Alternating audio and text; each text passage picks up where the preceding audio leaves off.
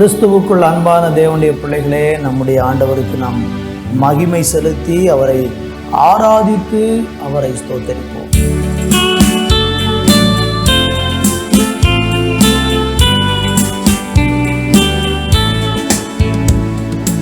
உம்மை உயர்த்தி உயர்த்தி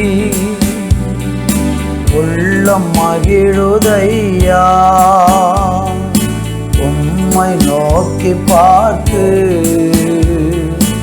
இதயம் துள்ளுதையா. உம்மை உயர்த்தி உயர்த்தி உள்ளம் மகிழுதையா, உம்மை நோக்கி பார்த்து இதயம் துள்ளுதையா. கரம் பிடித்து நடத்துகிறீ, காலமெல்லாம்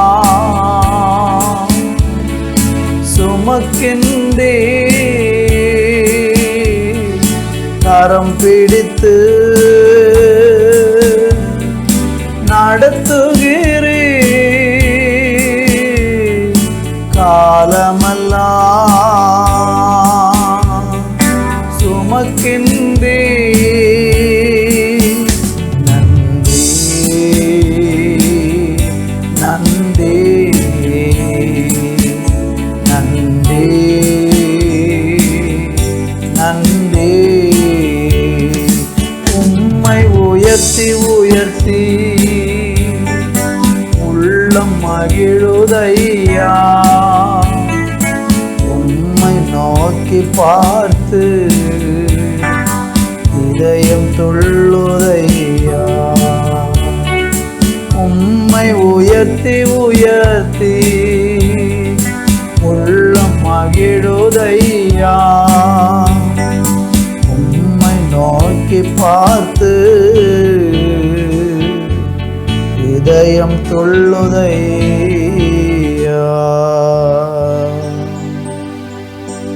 உம்மை நோக்கி பார்க்கும் பொழுது எங்களுடைய இருதயம் மகிழுகிறதப்பா.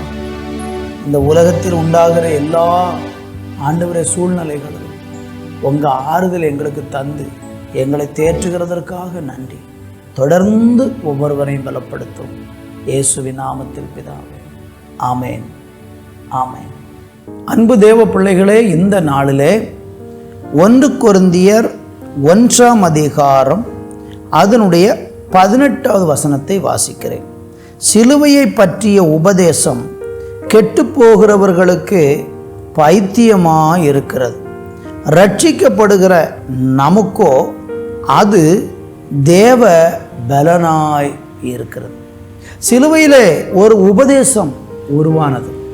சிலுவையை ஆண்டவராகிய இயேசு கிறிஸ்து நமக்காக, நம்முடைய பாவங்களுக்காக அவர் சுமந்து அந்த சிலுவையிலே இயேசு மரித்தார் என்று வேதம் நமக்கு சொல்லுகிறது. அப்படி இயேசு கிறிஸ்து சிலுவையில் மரித்து அடக்கம் பண்ணப்பட்டு உயிர்த்தெழுந்ததுனால அவ்வளவு நாளும் சாபமாய் பார்க்கப்பட்டு யாரும் பார்க்கவே விரும்பாத இருந்த அந்த சிலுவையில் இயேசு மரித்ததன் மூலமாக சிலுவையில் ஒரு உபதேசம் உருவானது.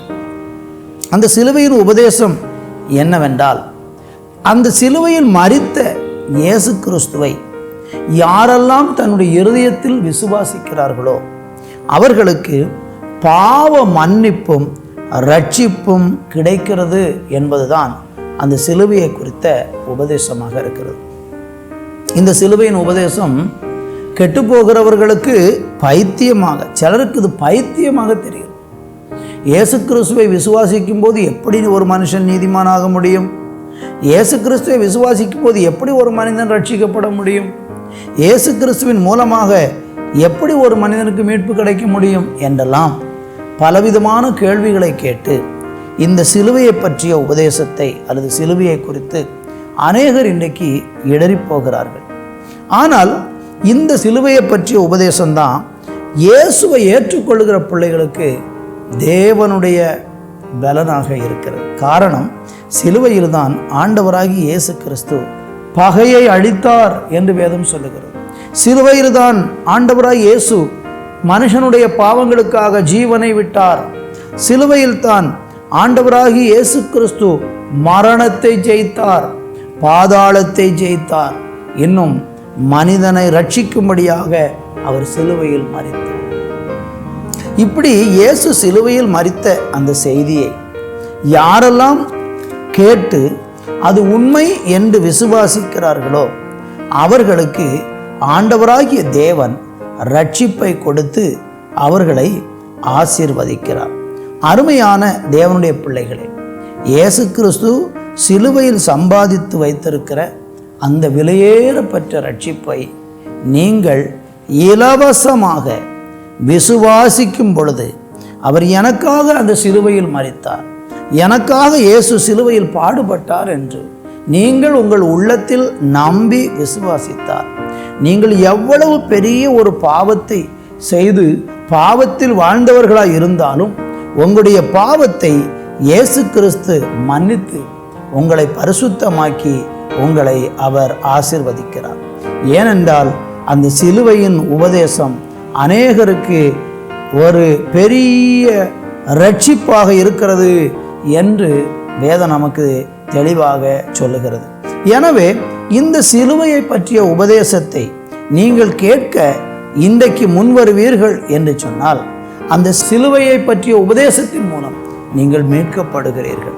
கொலோசியர் 1:20 சொல்லுகிறது, அவர் சிலுவையில் சிந்தின இரத்தத்தினாலே சமாதானத்தை உண்டாக்கி பூலோகத்தில் உள்ளவைகள் பரலோகத்தில் உள்ளவைகள் யாவையும் அவர் மூலமாக தமக்கு ஒப்புரவாக்கி கொள்ள அவருக்கு பிரியமாயிற்று என்று பார்க்கிறோம்.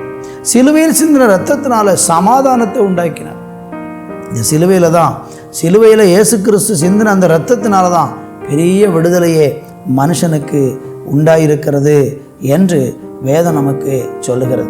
இன்னும் பாருங்கள், கொலோசியர் 2:15 சொல்லுகிறது, துரைத்தனங்களையும் அதிகாரங்களையும் உரிந்து கொண்டு வெளியரங்கமான கோலமாக்கி அவைகளின் மேல் சிலுவையிலே வெற்றி சிறந்தார் என்று சொல்லப்பட்டிருக்கிறது.